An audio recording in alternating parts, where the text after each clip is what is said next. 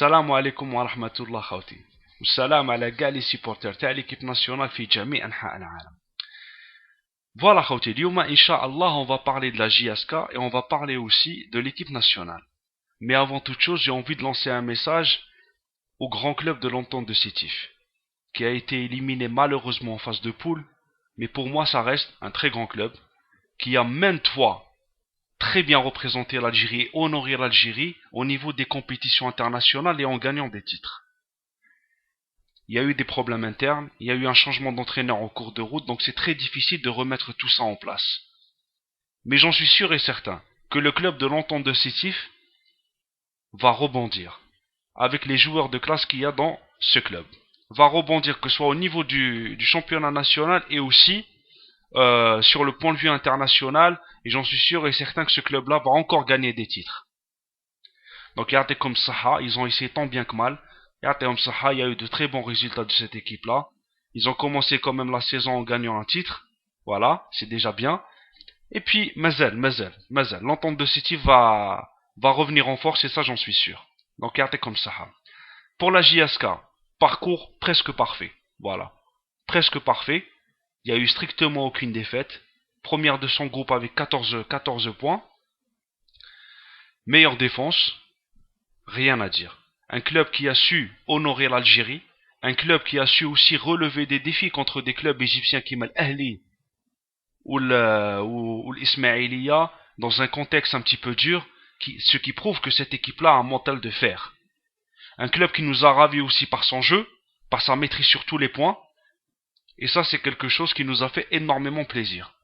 Félicitations aux joueurs, félicitations à l'entraîneur, félicitations au président. Donc, en phase de poule, il n'y a strictement rien à reprocher à la JSK. Je vois, moi, Inch'Allah, ce club-là gagner le titre. Je le vois. Il a franchement les capacités de gagner ce titre-là. Il l'a démontré. Malgré que j'ai envie de revenir sur un point qui est en train de faire la une de tous les journaux. On a bien vu, malheureusement, que la Fédération algérienne de football, au lieu de féliciter la JSK, au lieu d'encourager la JSK, qu'est-ce qu'elle fait? Elle lui envoie une facture assez conséquente, en lui demandant de payer un vol spécial qui a été normalement pris en charge par cette même fédération, où il y a eu un retour de bâton apparemment contre la JSK.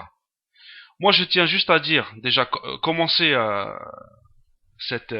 va dire le sujet à la JSK et ce problème avec la fédération en disant qu'une phrase qui va être peut-être perçue comme par certains comme une phrase assez dure, mais je tiens à le dire, au niveau de cette fédération algérienne, il y a des personnes qui n'aiment pas les joueurs locaux, qui n'aiment pas qu'il y ait des équipes locales qui font des résultats. Ils sont comme des toutous derrière des joueurs qui viennent d'Europe, en train de les courtiser, alors qu'il y a même si ces joueurs-là ont été hésitants à un moment, en train de leur proposer des contrats et des primes de bienvenue, et quand ça concerne un club comme la JSK, qui est en train d'honorer l'Algérie beaucoup plus que cette équipe nationale actuellement, là on lui met des bâtons dans les roues, là on lui dit il faut payer des factures. Ça pouvait pas attendre après, ça pouvait pas se discuter après. Il fallait lui mettre, au lieu d'envoyer un officiel de la fédération, il y a eu personne pour accueillir l'équipe de la JSK à part le ministre. Il y a eu personne de la fédération, mais le bureau de Tizi Ouzou battu le fax. Alors voilà, maintenant il faut payer une facture. Vous voulez quoi? Vous voulez casser la sérénité du groupe? Vous voulez casser la concentration du groupe? Moi je tiens à le dire, il y a des personnes dans cette fédération qui n'aiment pas qu'il y ait des résultats des clubs locaux. Mais bouche qu'il y ait des clubs locaux qui honorent l'Algérie. Subhanallah al-Adim. Moi je tiens à dire à la fédération algérienne de réviser sa position, de reprendre le fax, de payer le vol Hadaya parce que la JSK, c'est un club qui est parti au Nigeria, qui a fait un bon résultat, qui a évité un lynchage. Au lieu de l'encourager, au lieu de le féliciter pour la demi-finale et Inch'Allah la finale qui va arriver, on lui envoie une facture. Et quelle facture en plus? Arrêtons, arrêtons. Il y a de l'argent qui coule à flot actuellement dans cette fédération avec tous les contrats qui ont été signés. Donc, encourager la JSK, c'est la moindre des choses. Sur tous les plans. Et surtout sur le plan financier. Et ça, c'est une mentalité, Akhawti. C'est une mentalité qui existe chez beaucoup de nos dirigeants, dans n'importe quel secteur, qui ne veulent jamais encourager tout ce qui est positif sur le point de vue local, qui veulent garder l'Algérie dépendante de l'étranger. C'est une mentalité. Ya subhanallah al-adim. Il y a des gens aussi qui sont dans l'autodénigrement. Ils n'arrêtent pas de dénigrer l'Algérie, de dénigrer tout ce qui peut venir, tout ce qui peut être positif de ce pays. La JSK avec son parcours, malgré son parcours, Mazel Chines, il dénigre cette équipe-là. Il la dénigre. Que ce soit au niveau de la fédération, ou que ce soit de certains supporters qui n'arrivent pas à enlever les erreurs qu'ils ont. En disant que c'est des joueurs aïanés, c'est des joueurs l'autre même place sur l'équipe nationale. C'est une mentalité de chez nous, ya subhanallah al-adim. Au lieu d'encourager un exploit qui est en train de se faire par cette équipe-là, au lieu de l'aider, eh ben non, on va la dénigrer, on va la casser. Subhanallah al-adim. Enfin. Là, certains sujets, quand tu vois certaines choses comme ça, moi je crois Flagiasca. Moi je crois dans ce club, je crois franchement que cette équipe-là peut faire quelque chose de grand. Je le crois, franchement. Et la JSK nous a habitués. La JSK nous a habitués à gagner des titres. La JSK elle a cette culture de la gagne. Il y a cette expérience au niveau du club qui va beaucoup servir la JSK, Inch'Allah, pour sa demi-finale et Inch'Allah pour sa finale. Voilà. Mais un minimum, ya subhanallah, un minimum d'encouragement. Un minimum. Un minimum, ya subhanallah. Ne les laissez pas comme ça, n'essayez pas de casser la sérénité. N'essayez pas de casser leur concentration. Ils sont là pour honorer l'Algérie, ils sont pas là pour autre chose. Ya subhanallah al-adim. Maintenant, sur l'équipe nationale Khawti, vous avez vu, il y a la liste des 22 de Benchicha qui est tombée à peu près 2 ou 3 jours, qui était initialement une liste de 23, mais Ziani a été écarté de l'équipe nationale, ce qui est normal parce qu'apparemment il est blessé pour une période de 4 mois. Donc on lui souhaite un franc rétablissement, on lui souhaite un retour en forme, que ce soit en club ou là que ce soit en équipe nationale. Quand vous voyez cette liste-là, vous avez bien remarqué que c'est une liste où on voit pratiquement les mêmes joueurs qu'on connaissait sous l'ère de Sa'dan, à part l'intégration de Djabou. J'ai lu dans les forums de discussion, j'ai lu aussi sur YouTube et tout ça, qu'il y avait beaucoup de personnes qui étaient d'une certaine manière scandalisées du fait qu'il n'y a pas eu ce fameux chamboulement dans cette équipe-là, ce fameux remaniement dans cette équipe. Moi, je ne vais pas vous mentir, Khawti, c'est pas quelque chose qui m'a étonné. Et je pense aussi, après je peux très bien me tromper, que ça rentre dans une certaine logique.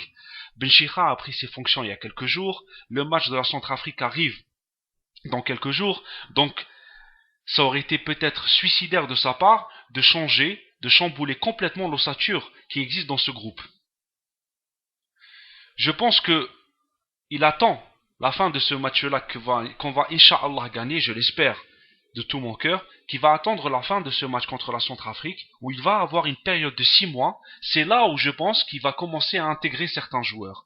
Où il va aussi commencer à mettre sur le banc, ou là complètement sortir de la liste, c'est à d'autres joueurs. Voilà. Malgré que, donc ça reste mon avis par rapport à cette liste-là. C'est-à-dire, ça m'étonne pas, franchement, qu'ils reprennent strictement les mêmes joueurs qui ont joué qui était sous l'ère de Sa'dan, et je pense qu'il va apporter sa patte après. Voilà, Khawti. Ça, c'est mon avis. Voilà. Il a pas envie de prendre des risques, par rapport à ce groupe et par rapport au match qui va arriver dans quelques jours. Voilà. Vous pouvez ne pas être d'accord avec moi, pour ça, il n'y a strictement aucun problème. Malgré tout, j'ai certaines réserves par rapport à cette liste. Premièrement, la non-présence d'un arrière droit. Ça, c'est quelque chose qui m'étonne. Je veux dire, Ziani est parti. Pourquoi pas prendre un arrière-droit du championnat national?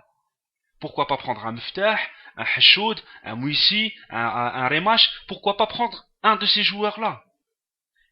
Si l'entraîneur décide de jouer à la manière de Sa'dan, avec 3 défenseurs centraux, donc le fait de prendre un arrière-droit, ce n'est pas quelque chose de primordial, s'il décide de jouer comme ça. Parce que normalement, si tout va bien, il aura Magic, il aura Hellish, il aura Antar sous la main.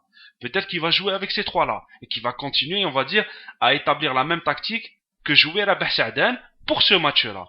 Maintenant, s'il décide de jouer avec 4 défenseurs, c'est là où va se poser le problème. C'est là où va se poser le problème. Ça veut dire on va encore avoir sur le côté droit un joueur qui n'est pas arrière droit. On va avoir peut-être un central ou un joueur qui joue sur les ailes, je veux dire un ailier offensif qui va jouer sur ce côté. Voilà, moi c'est ça le premier questionnement que j'ai eu quand j'ai vu cette liste où il n'y avait pas d'arrière droit. S'il va jouer avec 3 défenseurs centraux, c'est pas primordial, mais s'il joue avec 4 défenseurs, là c'est primordial. On est quand même l'une des seules équipes, peut-être la seule équipe où on a un arrière droit depuis des mois, on n'arrive pas à intégrer un véritable arrière droit dans ce groupe. Et il y en a dans le championnat national. Il y a certains joueurs qui peuvent tenir ce rôle, j'en ai cité 4. Voilà. S'il n'y a pas en Europe, si le seul qu'il y a actuellement c'est Chakouri, mais ils jouent en réserve à Charleroi, s'il n'y a pas en Europe, pourquoi pas prendre un joueur du championnat national? Voilà. Déjà, ça c'est le premier questionnement. Deuxième questionnement, qu'est-ce que fout encore Blade dans cette équipe-là? C'est aussi simple que ça, c'est assez direct ce que je suis en train de dire. Qu'est-ce que fout Blade encore dans cette équipe-là alors qu'on a Belkalem à la JSK? Blade qu'aucun club ne veut prendre, je pense qu'actuellement il a signé en D2 en France. Il était le 5e choix en Bundesliga dans son club. Qu'est-ce qu'il fout dans cette équipe? Il faut, subhanallah al-adim, alors qu'on a un Belkalem qui est en train de faire des choses extraordinaires avec la JSK, pourquoi pas lui donner sa chance? Ramener 1 ou 2 joueurs en plus ou 3 joueurs en plus, ça va pas chambouler tout le groupe.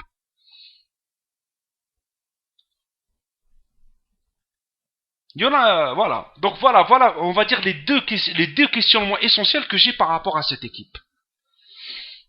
Maintenant sur Djabou. Moi je pense que Djabou c'est une très bonne sélection. Djabou c'est un joueur vif, très technique, très rapide. C'est un joueur, je pense, qui va apporter énormément à cette équipe nationale si on le laisse s'exprimer dans les meilleures conditions possibles.